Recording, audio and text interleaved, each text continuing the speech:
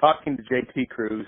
We decided we're going to keep our weekly interviews, but I'll be honest, I don't know what we're going to talk about. But I've got something up my sleeve. You know, a lot of people, I won't mention names, Jeff Cruz, said that our last interview was a little long, and I'm like, hey, field turf is a passionate topic.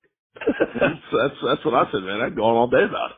When you get going on field turf, you can get going. What's the biggest difference been for you when it comes from high school football and college football? Because you coached in both. Yeah, the easy one, the one that jumps to mind right away is the amount of time that you have with the players. So in college, you have daily meetings with your position group. So like, for instance, you know, I'm coaching safeties at CNU. So not only do I have those guys in practice, but I also have them for meetings before practice. Sometimes even a morning meeting and then a pre-practice meeting, right? So like, oftentimes what we would do Monday through Thursday is sometime in the morning where I could get all my guys together. There's usually some kind of hole you can find in each of their schedules where it all kind of aligns where you can have a meeting. We'll all sit down together. We'll watch yesterday's practice, and kind of go through corrections and things like that. And then for, you know, it's typically about an hour. And then prior to that day's practice, we'll sit down together for 45 minutes or so and talk about any new installs, anything that came up in coaches meetings between when we saw them reviewing practice and then, new stuff that we're going to do or any game planning stuff or anything like that. So just the amount of meeting time that you have with the guys is just exponentially greater than it is in high school, right? In high school, like, yeah, I see these guys throughout the day, but they're in school, right? Like they're going to math class. It's not like I can grab them all, and sit down and talk football for an extended period of time. You don't have that like you do in college. And so just the very nature of that, things got to be a little bit simpler. You can't, quite put as much on them as you could maybe in college. And a bigger difference even is in high school, at least with JF, our guys all play two sides of the ball. They play offense and defense. Whereas when you're in college, like, you're just playing defense. If you're a safety, you're just playing safety, right? So you're spending the entire time on the practice field working on defense. Whereas in high school, like, you're spending half the time on offense, half the time on defense. So it's just, it's way, way less time that you have to work at things. One, because you don't have the meeting time, and then two, because you're splitting practice time between offense and defense. I'm going to let you put your coach's hat on and your regular sports fan hat on. Do you think it's going to be better or worse for Bill Belichick to go from an NFL to a college gig?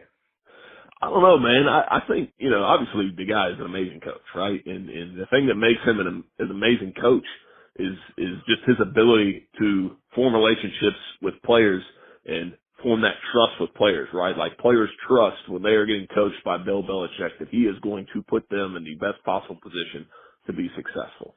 And I think that's what professional players want. And I think that's what college players want too. Like, ultimately, those college guys, they want to be put in the best position so that they can improve their draft stock enough to where they're going to go on and make millions of dollars in the pros.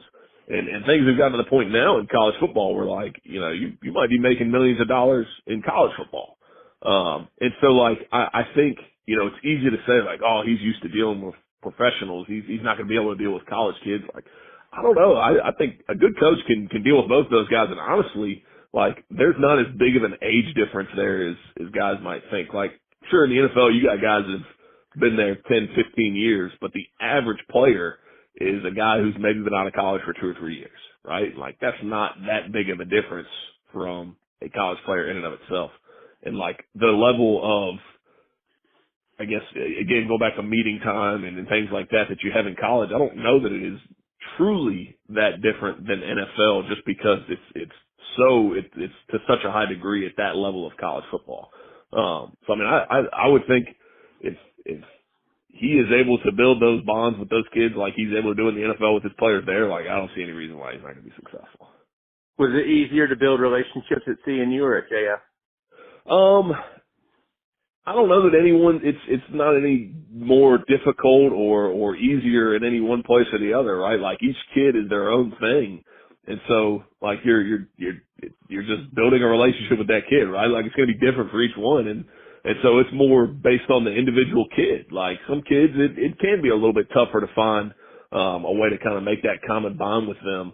but that's not necessarily a JF or a CNU thing or a college or a high school thing. It's just kids are different than other kids, right? Like, I will say the advantage of high school is that you are around them pretty much all day, right? So like in college, I had them in meetings, but you know, they go off to class and they're off at class, like for the majority of the time, right? Like I'm not around them then. Whereas in high school, you know, I see those kids throughout the day. Like they're coming through, especially the younger guys where they got a PE class and I come down there for PE, so I see them then. They got a strength class, so I see them then. I might see them in the halls while I'm upstairs and I see them then. And so you kind of see them a lot more throughout the day, not necessarily in a football context like it is in college. So you do spend a little bit more time around them and are able to kind of see them more in the academic environment than you do in college. So I guess maybe from that standpoint, it's a little bit easier. But I don't know, kids are kids, man. It's each one is going to be their own individual person and you got to find a way to reach them. I know you're happy where you are now. Any plans on ever going back to college? I don't know.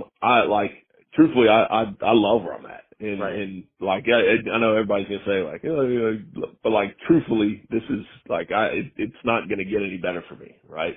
One of the things about college football, again, is just the amount of time that you have to put in. And so in the season, like in high school football, for me, it's 5 days a week.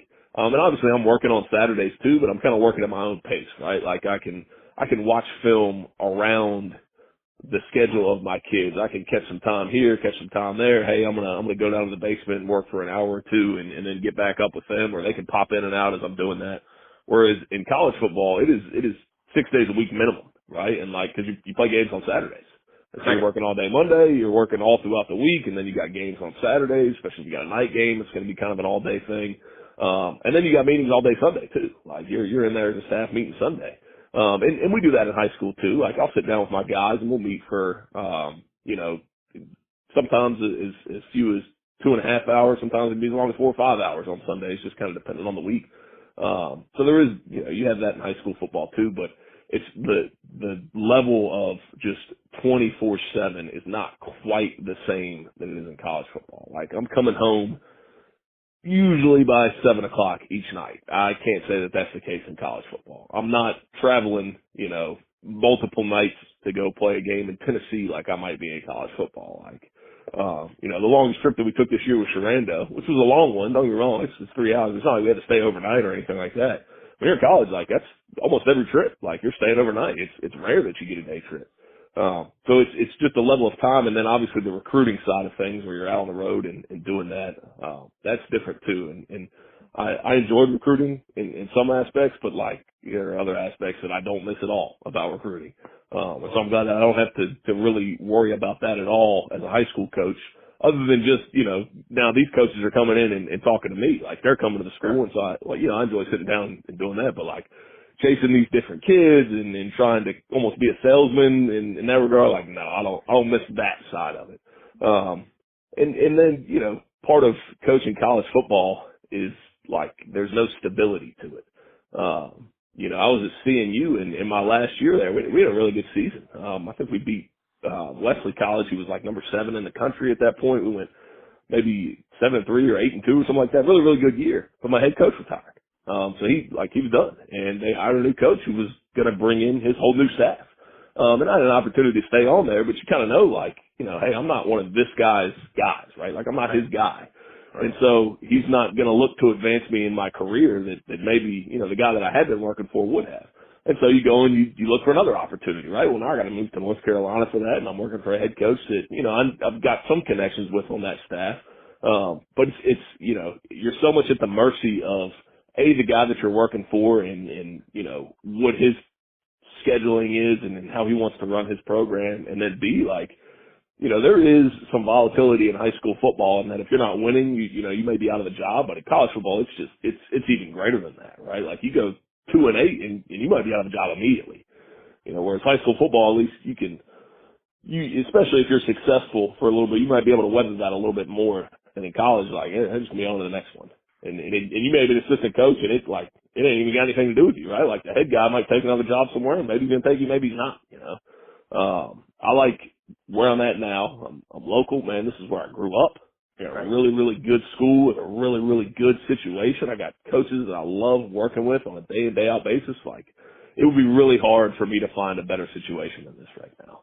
Well, the reason I asked is I just didn't want to get like any NCAA violations if you ever go back because of this interview, which I'm sure all the NCAA people just, delve into the sports buffet like it's no other. But, I believe it.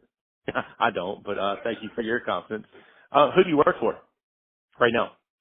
You work for Jeremy Sink? Do you work for Ben Martin, or do you work for somebody else? I honestly, both. I mean, yeah, Jeremy is my direct boss. Ben is my direct boss. And, truthfully, and this is going to sound, I don't know, corny or lame or anything, but, man, I kind of work for the kids, too. I work for the community, That's the reality of being a head football coach in a community like Jefferson Forest, where it's tight-knit and everybody's invested, everybody wants you to be successful. You work for them, too. And so, you got to meet demands in a lot of different areas and a lot of different places. Do you ever feel that there's a method to each question I ask? I think there's a lot of gears turning in your head for sure. There's one to this one. So, when I ask who do you work for Dr. Martin? Do you work for Coach Sink? How well did you know them before you came to JF? And at that point, Brian Wilson was your principal. So, then we're talking about interviewing with a different set of persons. Now, I know Jeremy was at Glass for a while. You were at Glass, so you might have crossed at that point. But, how well did you know those people? You know what I'm saying?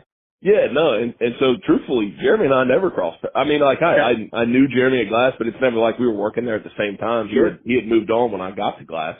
And Ben too, Ben was the head coach at Glass.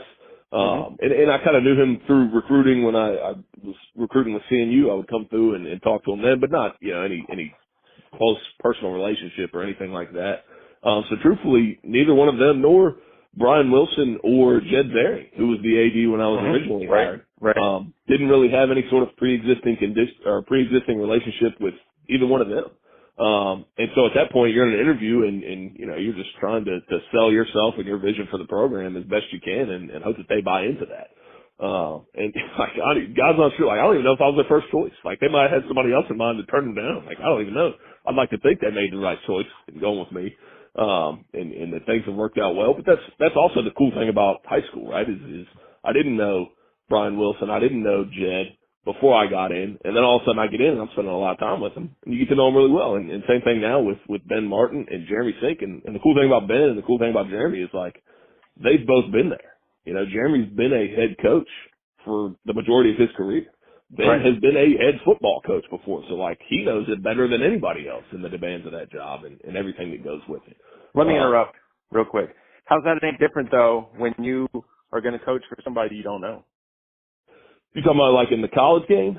Well, you talked about when you're not somebody's guy, he's going to bring in his own staff, but you have the options to be kept on. How is that different? Because in the high school game, you didn't know these people either. Well, so honestly, the biggest difference is I am now the head coach, right? And so that's another benefit of it is it's almost I control my own destiny, right? So if I fail, it's because of mistakes that I made. It failed in the sense that I am not retained as the head football coach of JF. It's because of things that I didn't do well, mistakes that I made, things that I should have done that I didn't do, or whatever the case may be. Whereas when you're working for somebody else, especially in college, where in high school, you're attached as a teacher. And so maybe the coaching situation doesn't work out well, but you got that teaching job. Whereas in college, you are a football coach. And so if your football coach, the guy you're working for leaves and maybe you don't want to move across country with him or, whatever the case is, that position is gone. And so, it's different there. And a lot of just the nature of college football, it is very, very much about your network and guys that guys that you've worked with, and guys that are going to be able to help you advance your career, or guys that you have built relationships with that can get your foot in the door somewhere, just to a much, much greater degree even than I think high school football. And that's just kind of the nature of it, right? And every head coach in college football, they have guys on their staff that those are their guys, and they're going to bring them wherever they go. High school, you have some of that, but maybe it's one guy, maybe it's two guys. Whereas when you talk about upper level college football, they got their whole staff. So when they take a job, they're going, yeah. And so perfect example, right? he got that job, and he's going to probably take pretty much everybody that was at Davidson with him, or at least give him the opportunity to come with him if they want to go. Now, again, that's a cross-country move. Like, are you willing to uproot your family? Are you willing to do that? That's a tough deal. Well, if you're a single person, it's probably not. But if you've got a family, then it probably is. Yeah, and that was the good thing about kind of my timeline for coaching. Is when I was in the college game, I was younger. My wife and I, we were together at that point. We weren't married at that point. And so like it wasn't as much for me to be gone for, 2 weeks at a time out on the road recruiting. Whereas now, like, I could never do that. Man, I got 2 kids at home. Like, I can't leave her alone by herself for 2 weeks with these 2 kids. Like, that's just not going to happen, And so it's different stages of life, different responsibilities. Same thing. Like, I couldn't imagine uprooting our family right now and moving cross country for who knows what. Like, and granted, you talk about Rice, and now you're an FBS program, and obviously the compensation that comes with that, it can be tough to turn down, right? Like, if you're a Division I coach, you're making pretty good money. But for every one of those guys, you got a lot of guys at the Division II, Division III level that are trying to break in there. And believe me, the money is not nearly as glamorous as it is at that upper level. If you took a job in Texas, though, I mean, there's no guarantee that Larry Kidd, Brian Burford, David Harlow, or, anybody else is going to go with you. Yeah, absolutely. No. And because, again, they all got families. They all got roots, right? Hey, not even Texas. Like, I take a job in Richmond. I love those guys, and they love me. I don't think they're gonna uproot their family to go coach with me in Richmond. Sure, but it's the same thing as Davidson in Texas, as Virginia. I mean, I'm not trying to be silly here, but it's close to the same thing. Yeah, and I would think it's probably that's the difference in the profession, right? And that's the difference between being a college football coach and being a high school football coach. College, like, that's the nature of the beast at the college level, is that, like, you have got to accept that you are going to bounce. You're going to move from program to program to program. Like, that is the only way you advance. Like, if you stay at one place for 5, 6, 7 years, you're stagnating, right? You're limiting your network. You're not building connections with other people who are maybe going to advance you down the road. You almost have to do that as an NCAA coach. Or, best case scenario, you attach yourself to a good young coach, like Coach Abel, who gets a great job in Texas, but, same thing, you still got to move and go to Texas, right? Like, that's the nature of the beast. Now, again, as he rises up through the ranks, and maybe you're rising with him, like, the level of compensation rises too, right? And that's an easier pill to swallow when you're talking about making, 6 figures versus what a high school teacher makes. I like going back to Larry Kidd and Brian Burford just because that's real life for all of us. I mean, Kidd wants to see his grandkids. Kidd wants to see he's got one daughter here, one daughter in Northern Virginia, I believe. So, I mean, I think when you're talking about moving state, I'm not saying that is there an amount of money that you could put out there that Larry would go for. But, I mean, he's a babysitter. He can see his grandkids grow up. He can't do that if he's in Texas. Yeah, absolutely. Absolutely. Like, and again, like, I love those guys, and I know they love me too. But, like, that's the difference in that profession, right? And that's what I like about high school football. I mean, there's not, there's still volatility, right? Coaches leave every year, and there are changes every year. But even with that being said, high school is a little bit different in the sense that a lot of times when you come in as a head coach to a program that maybe you weren't affiliated with before, you may be able to bring 1 or 2 guys with you, but there are going to be guys on that staff that have been at that school the whole time, right? And maybe have seen 3 or 4 different head coaches. And that's the case, when I got to JF. I was able to bring Brian Burford with me, Larry Kidd with me. But I was working with Scott Jennings, who I didn't really know much about before. I'd never worked with him. Martin Cox, who I didn't really know well. And you got to build those relationships. Those guys have been at JF before I got there. Right. And even more guys that are still on staff with me right now. Jason Ayers, who's my JV coach, who's doing a amazing job as my head JV coach. He's a JF guy, right? Like, I had no relationship with him going into that job. And that's a little different than the college game too, where again, especially at that upper level, like, those guys, they're bringing their whole staff with them. I mean, all the way to the strength trainer to the athletic trainer. Like, a lot of those guys, they got their own athletic trainer that they're bringing with them. Like, I don't have the ability to do that as a head coach at JF. Now, I'm lucky enough in that I have a phenomenal athletic trainer at JF and Joey Lyons, who does an amazing job. Like, is as good as anyone that I've worked with, college or high school. And again, like that's why it would be tough to ever leave JF, because I got a really good thing going here. And then if you went to somewhere else, like let's say, I love Texas. I would just love to bring up Texas for this case, because I think that's probably the mecca for high school coaches, just because of Friday Night Lights and, stuff like that. But let's just say you go to Texas and nobody goes with you. Now you've got to interview people that J.T.Crews doesn't know. They might be good football people, but at the end of the day, you don't know them. I mean, you don't know their tendencies. You could, I guess, figure them out, but I mean, you never coached a game with them. Yeah, no, and that's huge, man. And that's one of the benefits that we have at JF is that, like, over the years, and I, obviously I knew Larry going into this. Like, he coached me when I was in high school. I got a great relationship. Same with Burst. Like, I've known him for a long time, and we worked together at Glass, and we had a good relationship going in. And then bringing in a guy like Randy Nichols, who they had worked with for a long time. I knew Randy from our Brookfield days.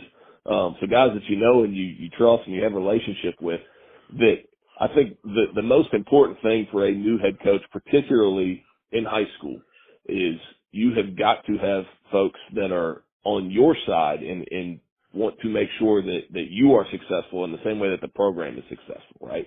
And that can be tough if you're going into a school where you don't have any pre-existing relationships, right? Like, and again, just for instance, when I got to JF, like, I worked with a couple guys that actually applied for the head coaching job, didn't get it, and so I'm brought in as an outsider, and now, how do they feel about that, right?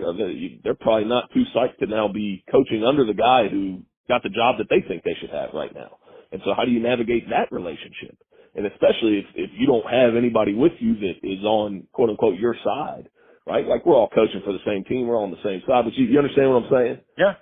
And so, like, that could be tough to navigate at times. Sure. And so that's like, you talk about coaching staffs and chemistry and everything, and that's why at those super duper high levels, those guys have their staff and they bring them everywhere with them. It's like they know that those guys are in their corner and that they're going to do it their way and they can trust them to do it.